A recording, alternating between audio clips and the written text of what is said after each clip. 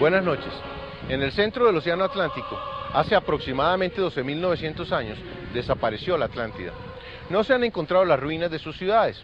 Contamos con las descripciones que le dieron forma a la leyenda y con canalizaciones de seres que, utilizando su intuición, nos cuentan cómo vivían, sus creencias, el desarrollo tecnológico y psíquico que alcanzaron. Basándonos en estas fuentes, hemos recreado la isla nunca encontrada y a Poseidonis, su capital. Acompáñenos en este viaje al corazón de la civilización desaparecida, de la cual derivan nuestros conocimientos. La descripción más antigua de la Atlántida es la realizada por Platón en el diálogo con Critias, nieto de Solón, un gobernante griego que visitó Egipto en el año 590 a.C.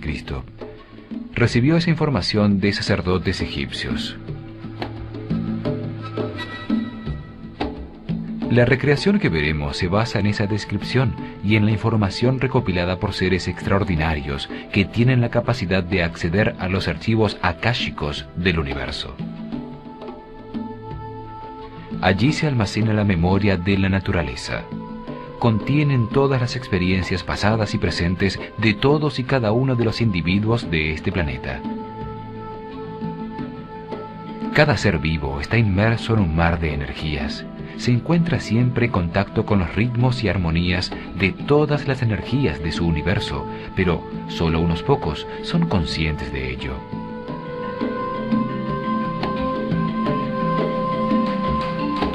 Los clarividentes usan facultades que tienen latentes todos los seres humanos.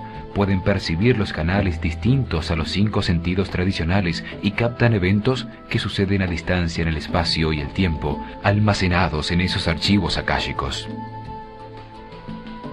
Edgar Cayce, un renombrado psíquico y sanador holístico, fue uno de los videntes que más información nos dejó sobre la Atlántida. Nació en Estados Unidos en 1877. Fue un niño con una extraña habilidad. Podía dormir con la cabeza en un libro y al día siguiente despertar sabiendo todo su contenido. A los 21 años perdió su voz y bajo hipnosis diagnosticó su propio problema y la manera de curarse. Así descubrió que podía diagnosticar y decir cómo curar, con lo cual más tarde sanó a miles de personas. Cayce fue un católico convencido, siempre creyó en una inteligencia directora o primera causa de toda la creación. En esas lecturas psíquicas comenzó a aparecer información sobre las vidas pasadas de diferentes personas en la Atlántida. Cayce se convenció de que los seres humanos vuelven a nacer una y otra vez para evolucionar espiritualmente. Otra de las videntes que dejó información sobre la Atlántida fue Elena Blavatsky. Escribió en 1877 Isis sin velo y La doctrina secreta, libros en los que desarrolló la historia de la humanidad desde cuando existía en un estado prefísico de ser, antes de tomar forma en la materia.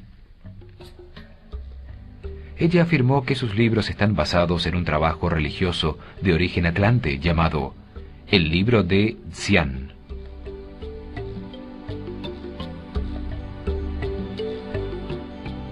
Situó una cadena de 10 islas en la mitad del Atlántico, donde dice que vivió la cuarta raza raíz o cuarto estado de evolución de la humanidad, hasta que se hundió bajo las aguas del Atlántico hace 12.900 años. Otra de las fuentes sobre la Atlántida es el libro Un habitante de 2 planetas, publicado en 1899, con información canalizada por una entidad que se llamó a sí misma Philos, el tibetano. Tiene la particularidad de describir de manera precisa tecnologías que en su momento todavía no habían sido inventadas. Afirma que los espíritus de los hombres que vivieron en la Atlántida comenzaron a regresar a la Tierra desde el siglo XIX en número suficiente para afectar el desarrollo tecnológico actual. Regresaron para seguir creciendo en las rondas de su evolución e ir más allá de la grandeza perdida a medida que la mente y el alma se expanden. Charles Webster fue llamado en su tiempo el maestro científico de lo oculto. Dejó también gran cantidad de información sobre la Atlántida y la antigua Lemuria.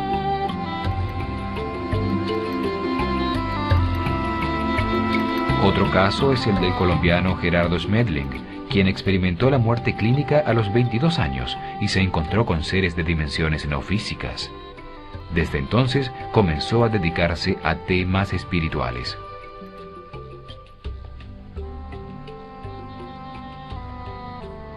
Ha canalizado información sobre la estructura del universo y la ciencia del amor, con lo que reencontró las 7 leyes del universo.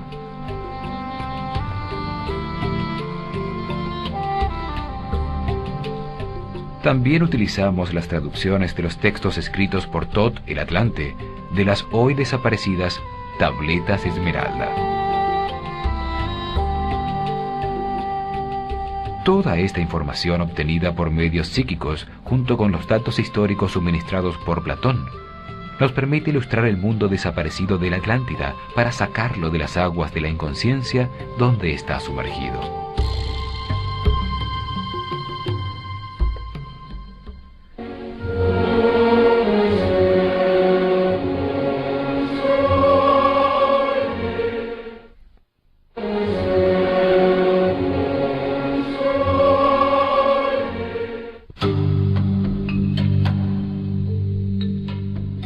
Platón nos cuenta que al comienzo de los tiempos, después de la victoria sobre los titanes, los 3 hijos de Cronos, Zeus, Hades y Poseidón, se dividieron y se repartieron el mundo. Le correspondió a Poseidón el gobierno de las aguas y la isla de la Atlántida. Allí vivían los mortales Evenor y Leucipa, con Clito, su única hija, de la cual se enamora perdidamente. Con ella tiene 5 parejas de mellizos. A los primeros en nacer los llamó Atlas y Gadeiros, el mismo nombre que llevan los 2 volcanes gemelos que dominaban la isla.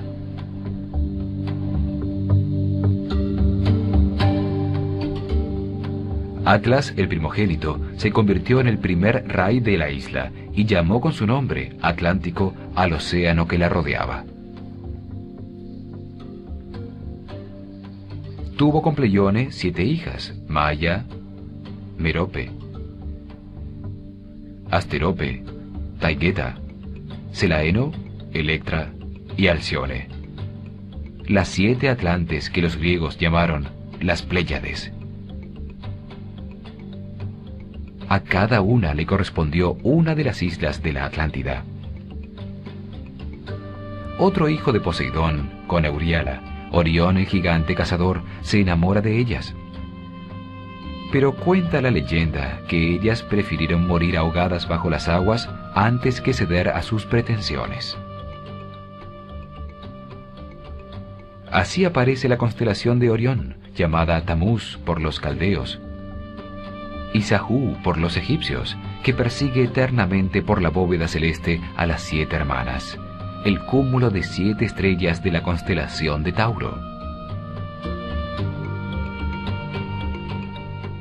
Comienza así la monarquía atlante, que por muchos miles de años fue de carácter hereditario, aunque más tarde, con la evolución de su sociedad, se comenzó a elegir al rey por votación popular.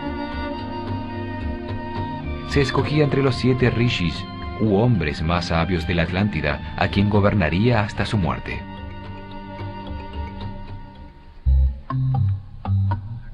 Platón sitúa a la cadena de islas que formaron la Atlántida más allá del Mediterráneo, después de las columnas de Hércules que se encontraban en el estrecho de Gibraltar.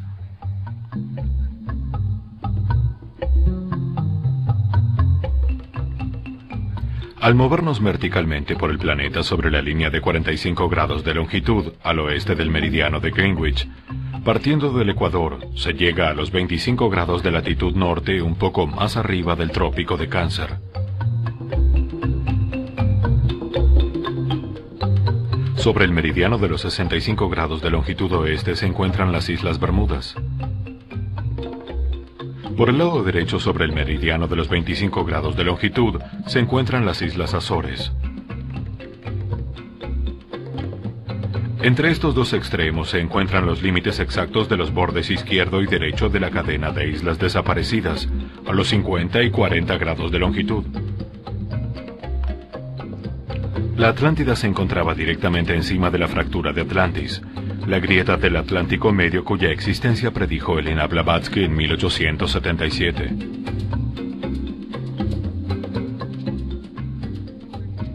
Esta grieta separa la placa tectónica que soporta el continente suramericano de la placa que soporta a África, y la placa de Norteamérica de la placa tectónica euroasiática.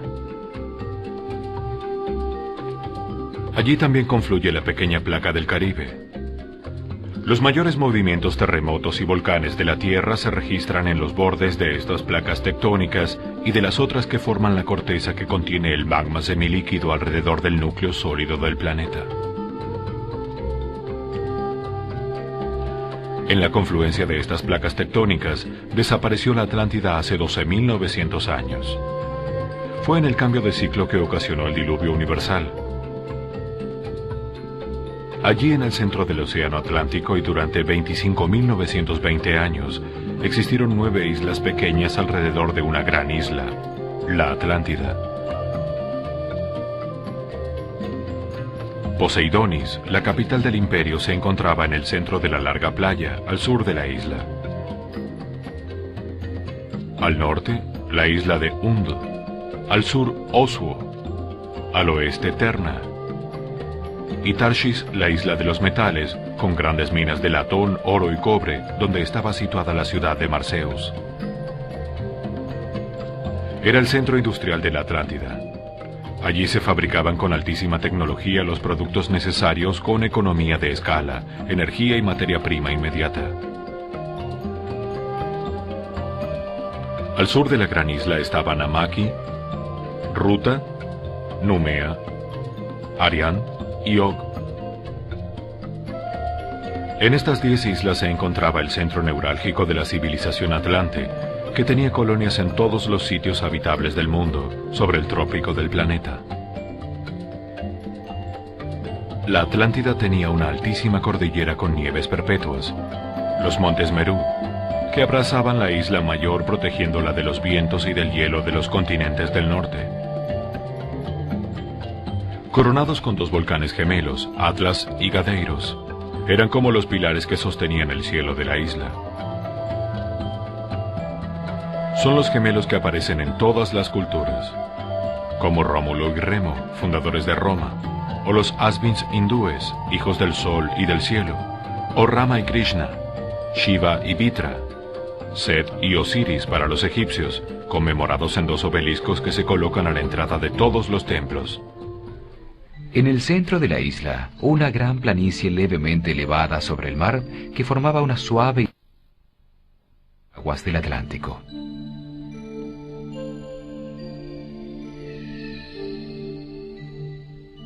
De las nieves en las montañas, de la cumbre de Atlas, bajaba un gran río, el Parfa, y cientos de riachuelos, generando en el clima tropical una temperatura muy agradable.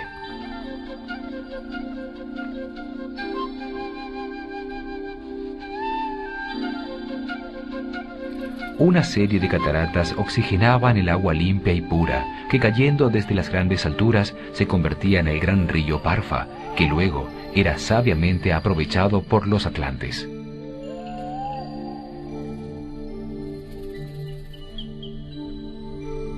En la montaña, el gran lago de Incaal almacenaba el agua, haciendo de enorme reserva de agua potable. El río Parfa llegaba a una enorme red reticulada con miles de kilómetros de canales que irrigaban con agua dulce, aún en verano, la gigantesca planicie de tierra fértil.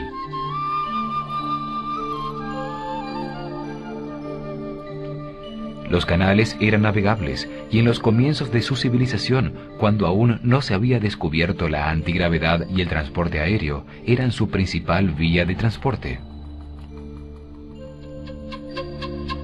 La enorme planicie estaba dividida en forma de cuadrícula, formándose 600 cleros o cuadrados que permitían regar la tierra que se cultivaba intensivamente.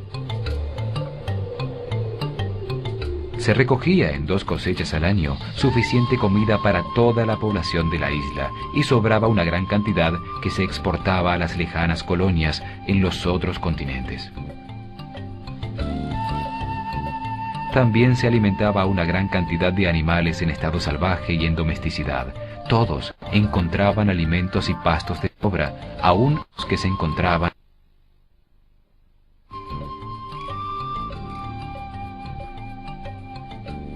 En la isla había miles de elefantes que convivían pacíficamente con toros, monos y todo tipo de aves y pájaros exóticos. Además de todo esto, producían los perfumes que embalsaman el ambiente en todas partes, procedentes de raíces, hierbas y árboles de incienso, destilados por las flores y las frutas. Una variedad de flores llenaba de colorido las cañadas y riachuelos, y todo tipo de frutas como cocos, piñas, papayas y mangos servían de alimento en cantidades incontables. La isla, favorecida por el sol tropical, prodigaba sus tesoros con abundancia en momentos en que la mayoría del planeta se encontraba cubierto de hielo. La enorme planicie, totalmente irrigada, era cultivada intensamente, y miles de palmeras se mecían con el viento. Con los estándares de hoy, podría producir una cosecha de unos 15 millones de toneladas de arroz, además de otros cultivos adicionales suficientes para alimentar a una población de 30 millones de personas y tener sobrantes para exportar. Al norte, frente a la central Atlántida, en la pequeña isla con forma casi circular que se llamaba Undl, vivían los maestros sobrevivientes de la antigua escuela lemuriana de misterios de Nakal. Tenían su centro de enseñanza y su templo al frente, en la isla de la Atlántida, en lo más alto del monte Merú, entre las cumbres de Atlas y Gadeiros, dominando la ciudad de Poseidonis. Allí, a la sombra de los volcanes, los atlantes construyeron la escuela de misterios de Nakal. Era el colegio de los sacerdotes atlantes. De allí se derivaron la escuela babilonia de misterios, la escuela egipcia de misterios del ojo derecho de Horus y los esenios, en medio de los cuales nació mucho más tarde Jesús.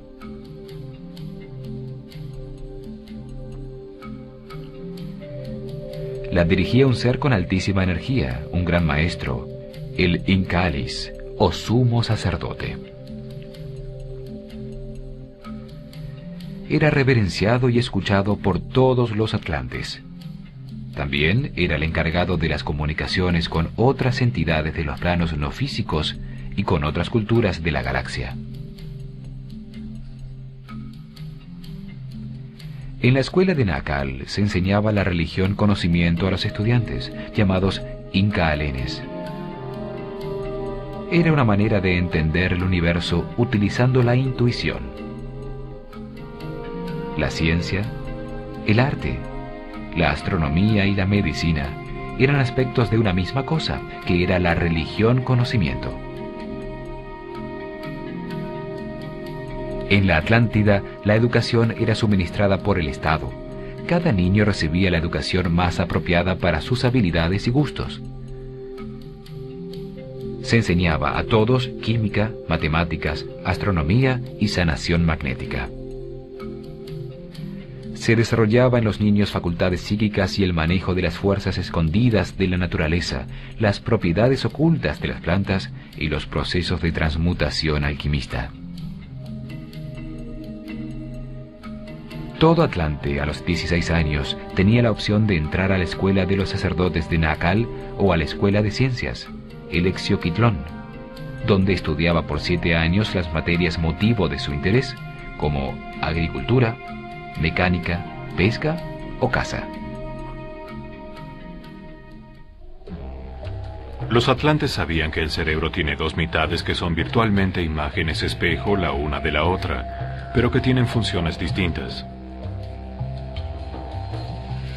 El lado izquierdo del cerebro controla la función del habla, la lógica y la razón.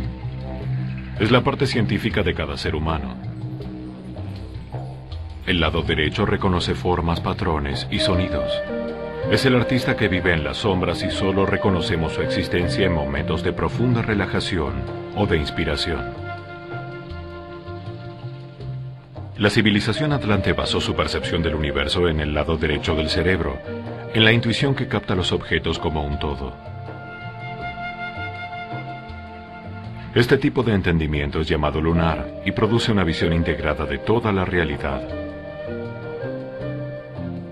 Sin embargo, al final del gran ciclo comenzó a predominar el pensamiento científico y racional, transformándose en una civilización que comenzó a operar desde el lado izquierdo del cerebro, que funciona con palabras y conceptos, fragmentando y analizando el objeto que se quiere conocer. Esta manera de entender el universo es llamada solar y está basada en la razón. Es una forma más estrecha de conciencia, resultado de abandonar el uso del lado derecho del cerebro. La religión universal centrada en la luna, la diosa blanca, es reemplazada por el dios sol, Apolo, símbolo de la ciencia y la racionalidad. Los pensamientos son eventos electromagnéticos de muy corta duración que suceden en el sistema neurológico. En esa corriente de pensamientos, la mente se enfoca en una dirección determinada y al hacerlo aparece una imagen.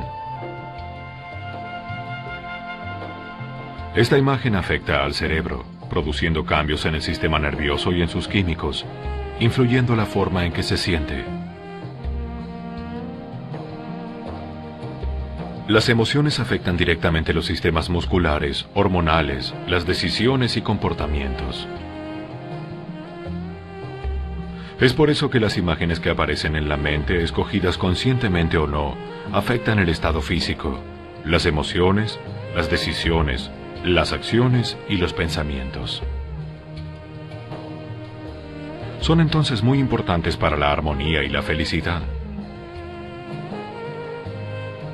Los atlantes utilizaron imágenes metafóricas para guiar la corriente de pensamiento, enfocando la conciencia hacia la armonía.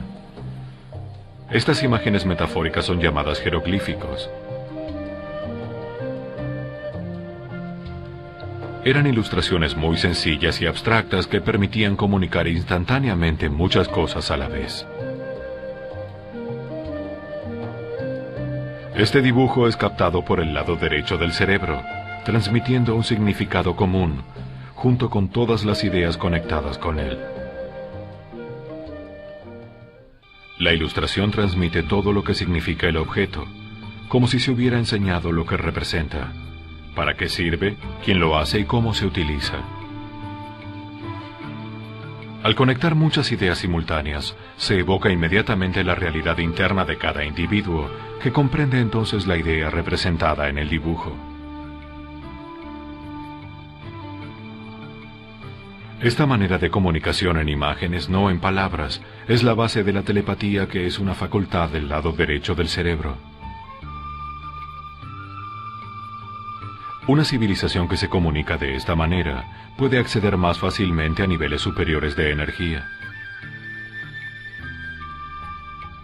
La palabra es una colección de letras y sílabas que capta el lado izquierdo del cerebro, basada en el lenguaje humano, en vez de dibujos de objetos. Un símbolo representa a cada sílaba, y cada palabra designa a un objeto que se expresa en un solo concepto congelado. La escritura de sílabas, que se supone fue uno de los adelantos más importantes en la historia del hombre, apareció al abandonarse un sistema basado en el lado derecho del cerebro, que utilizaba las imágenes para conectar muchas ideas simultáneamente.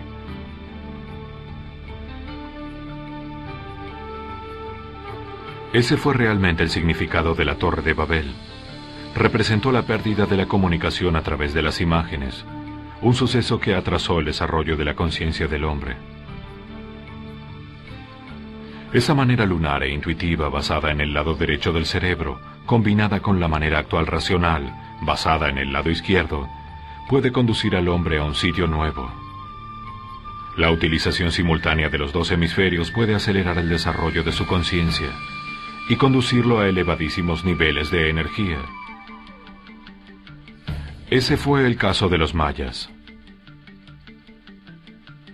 Seguramente este es el propósito del universo: conducir a la humanidad de la intuición a la razón, y luego a un estado simultáneo de razón e intuición.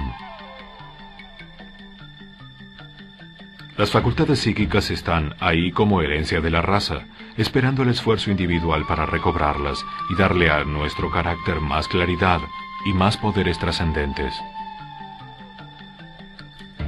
Es muy importante reconocer la existencia de un sistema de conocimiento que perciba al universo como un todo. Una forma distinta a la fragmentada, irracional del hombre actual, que no le permite encontrar el sentido a la vida.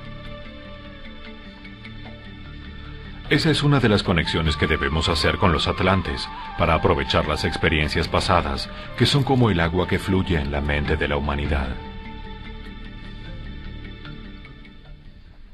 A través de los canales de riego que bordeaban los campos cultivados o los pastos con ganado y ovejas, el agua del río Parfa llegaba hasta el anillo exterior de la ciudad circular de Poseidonis.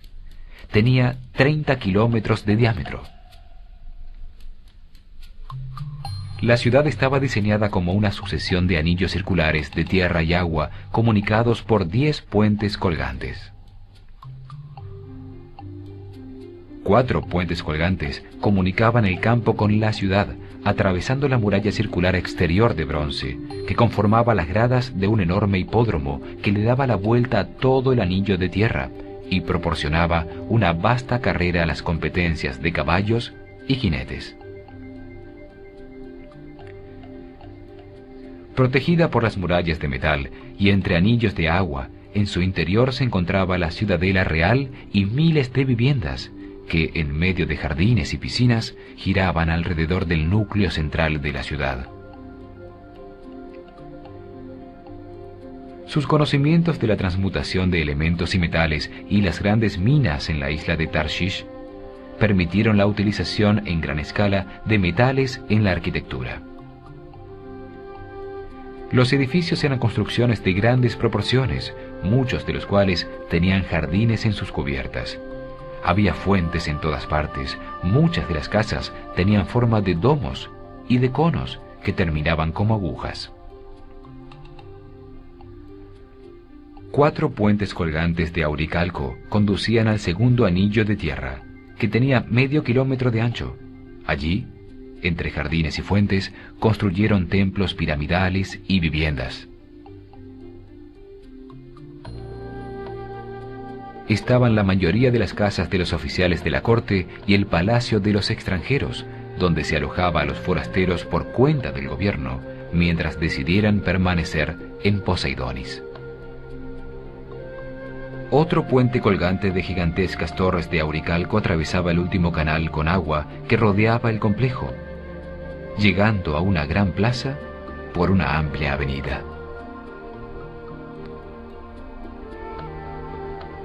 En el centro, dominando la ciudad, sobre una planicie circular de 1 kilómetro de diámetro, se encontraba el templo sagrado del Incalitlón, construido en granito blanco pulido que destellaba al sol.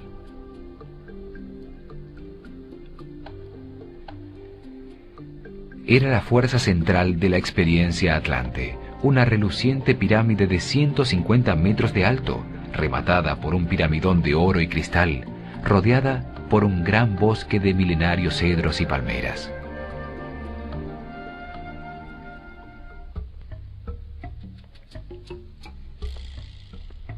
Enmarcando el acceso al templo, 2 altísimos obeliscos de oro, donde estaban inscritas las leyes que regulaban su sociedad.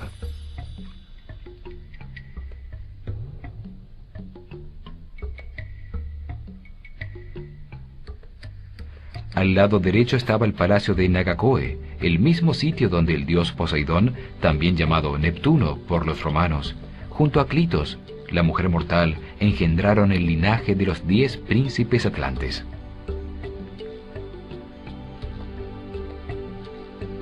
Allí, en un palacio hecho totalmente de oro, rodeado de jardines y plazas, continuaba viviendo el rey de la Atlántida.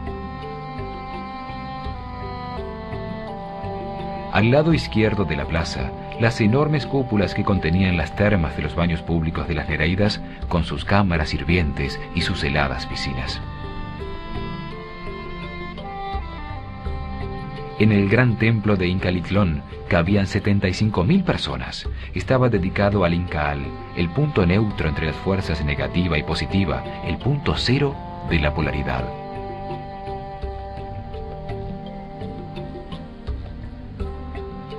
La pirámide en su interior semejaba a una enorme gruta natural con doradas estalactitas.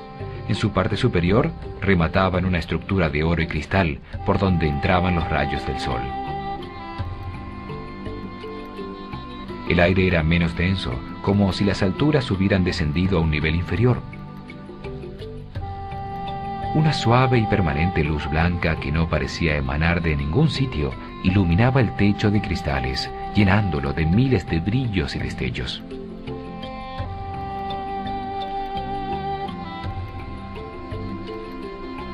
En todo el centro de la gigantesca pirámide, flotando sobre una plataforma compuesta por dos triángulos equiláteros intersectados de baquelita roja, se encontraba un gigantesco cubo de cristal de cuarzo. Lo llamaban Tuaoi, o el cristal del fuego de la muerte.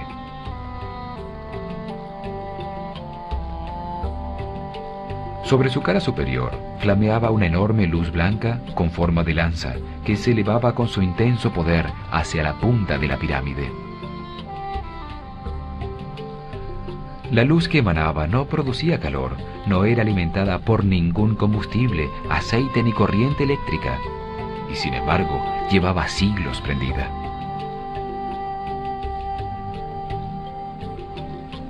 Era un vórtice energético, una puerta de comunicación interdimensional, a través del cual la fuerza primaria de vida, como un rayo de luz que atraviesa un prisma, se manifestaba en el mundo físico de las formas.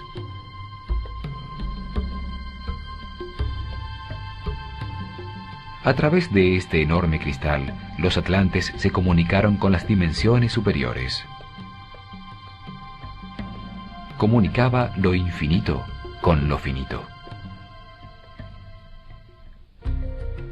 Era una puerta que conducía a la dimensión que cada alma debe descubrir por sí misma en el momento de su muerte. La luz ódica emanada del cubo desintegraba en el acto cualquier objeto o ser vivo que la tocara. Era el principio mayor que contiene a todas las fuerzas inferiores. Cuando se ponen en contacto, instantáneamente lo inferior desaparece y la energía que le daba forma o fuerza regresa a la suma indivisa del todo.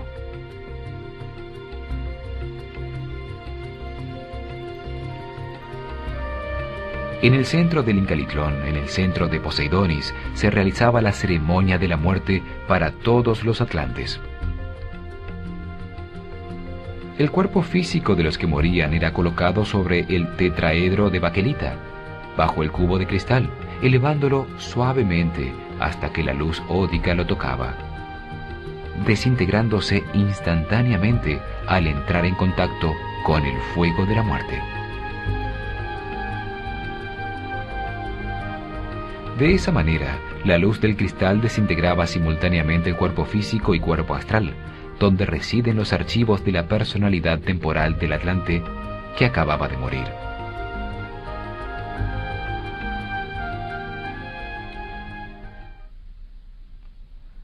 Quedaba así el espíritu libre para continuar su viaje evolutivo, dirigiéndose al cielo, a su Devachan particular, como lo llamaban ellos.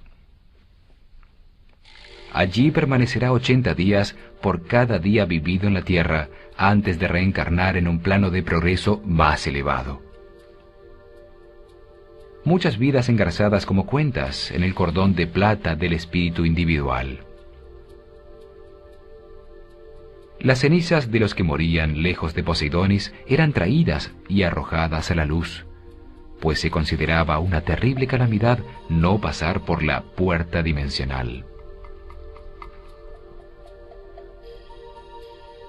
Creían que un espíritu no liberado de sus cuerpos por la luz del Incaal prolongaba innecesariamente su estadía en el plano físico, alimentándose de la energía magnética que emitía un ser querido que no aceptara la muerte ocurrida.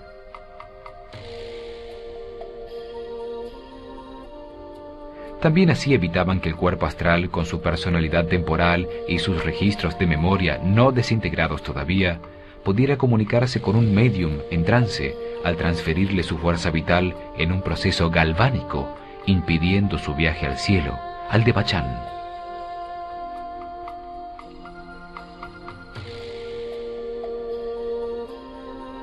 El espíritu, libre de los cuerpos astral y físico, sale del mundo de las causas para llegar al mundo de los efectos, a su cielo particular, su Devachan, un mundo distinto creado por la fantasía de cada individuo.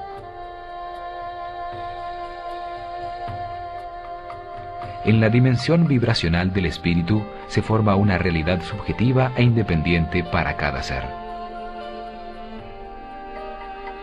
En el cielo no reinan las leyes de la naturaleza física, pero al encontrarse allí la conciencia del hombre, se lo percibe como un mundo real.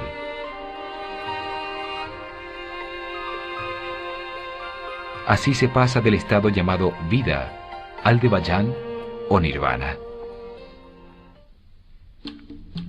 El cielo se forma a partir de los lugares conocidos durante la vida terrenal, transformados en visiones maravillosas. Allí, apaciblemente, rodeado de las cosas que más le gustan, el hombre vuelve a vivir lo experimentado en la vida terrenal, pero con resultados siempre perfectos.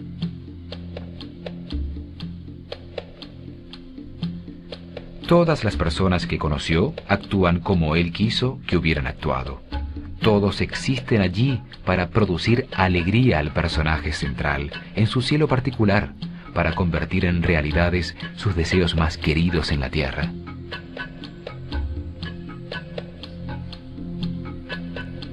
El cielo extrae las escenas de lo vivido en la tierra, son la base de lo que se experimenta. Se vuelve a vivir sin las limitaciones experimentadas en la vida. Se produce un encuentro con los seres amados idealizados. El padre ideal, la madre ideal, los amigos que solo producen alegría. Se vuelve a crecer en medio de total libertad. Todo sucede sin dolor, ni pena, ni enfermedad, ni angustia. Porque esas son condiciones terrenales que forzosamente quedan en la tierra. La permanencia en el cielo, reviviendo las experiencias con los resultados siempre deseados, solo obteniendo recompensas y felicidad, permite al espíritu comparar las dos situaciones.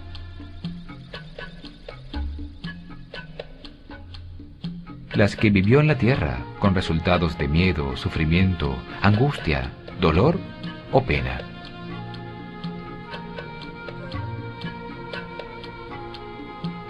Las revividas en el cielo, siempre con resultados de amor, paz, armonía, abundancia y felicidad. Al comparar cada experiencia revivida en el cielo con la vida en la tierra, se logra comprender por qué se sufrió, y el espíritu se vuelve más flexible, más abierto y tolerante. Así el espíritu eterno de cada hombre asimila y comprende lo experimentado por su personalidad temporal en los eventos que le sucedieron en la vida que acaba de abandonar. Cada ser cosecha lo que sembró y se transforma, evolucionando en su conciencia sobre el universo. Con estas comprensiones se asciende un peldaño en el desarrollo de la conciencia. Lo comprendido pasa a formar parte de las cualidades que tendrá la nueva personalidad temporal en una nueva vida, cada vez más feliz, más armoniosa, más cerca de Dios. Una mañana, cuando las experiencias revividas se han convertido en comprensiones sobre el universo, convirtiéndose en rasgos de carácter de la nueva personalidad, el cielo desaparece, se vuelve a dormir y se despierta en la tierra.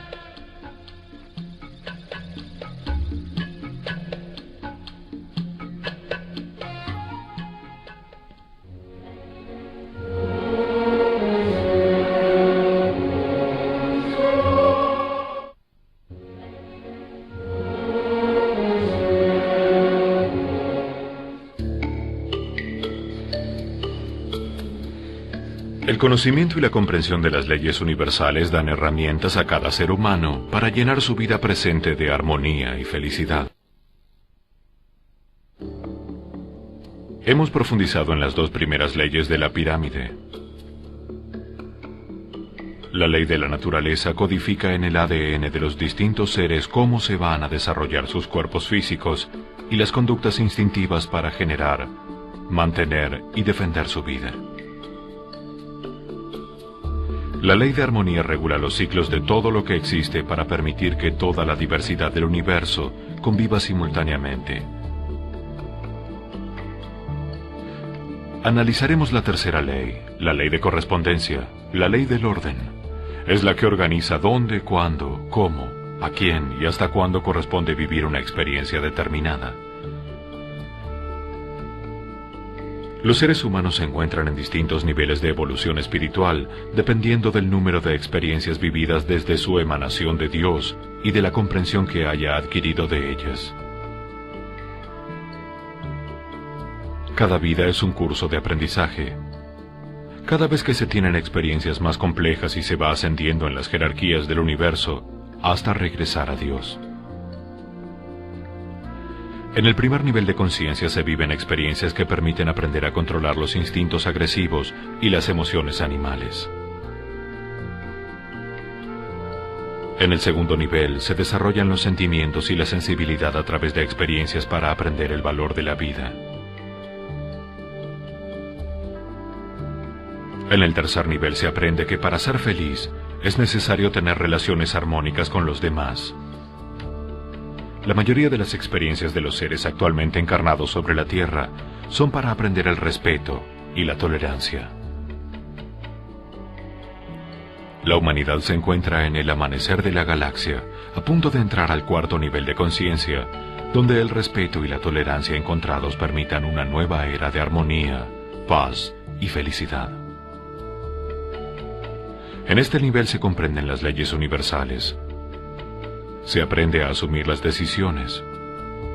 Se aceptan todos los eventos de la vida como parte de un proceso de aprendizaje. No se culpa ni se juzga a nadie por lo que sucede.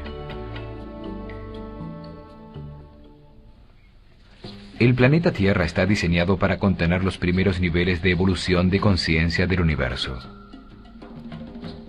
La ley de correspondencia determina el lugar de nacimiento y cuáles son las condiciones socioculturales necesarias para producir las experiencias de aprendizaje que corresponden al individuo que va a encarnarse, según cuál sea el nivel en que se encuentre. Determina también la familia en que se nace, teniendo en cuenta que debe tener un nivel de conciencia similar al de su propio desarrollo. También define qué tipo de cuerpo o sexo le corresponde experimentar en esta nueva vida para facilitar las experiencias que necesita atravesar para evolucionar. Si comparamos nuestra experiencia en la Tierra con la estructura de un colegio, veremos que hay alumnos en distintos niveles, cada uno con materias, profesores, compañeros y salones distintos, cada uno en su nivel correspondiente.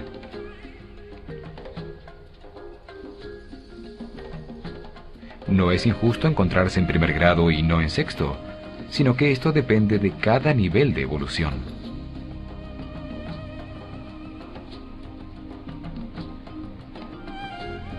No existe entonces la injusticia, solo una correspondencia entre el nivel de evolución de la conciencia con las circunstancias que se viven. A cada quien le corresponde lo que le sucede en la vida, y cada quien tiene exactamente lo que necesita para aprender, lo que vino a aprender en el presente.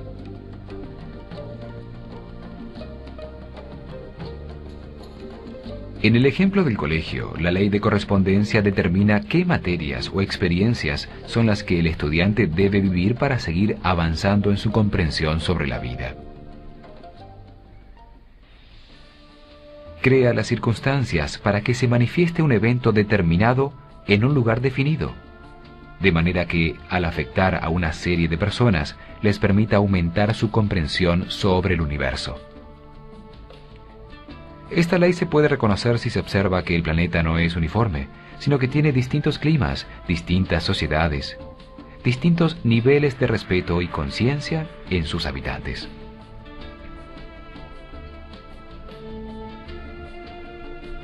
Si algo sucede en alguna parte, es porque corresponde que así sea. La casualidad no existe, destruiría el universo. Cada ser puede escoger entre aceptar todos los eventos de la vida como necesarios para la evolución espiritual o luchar contra ellos, y colocarse en un camino de sufrimiento si no acepta lo que sucede.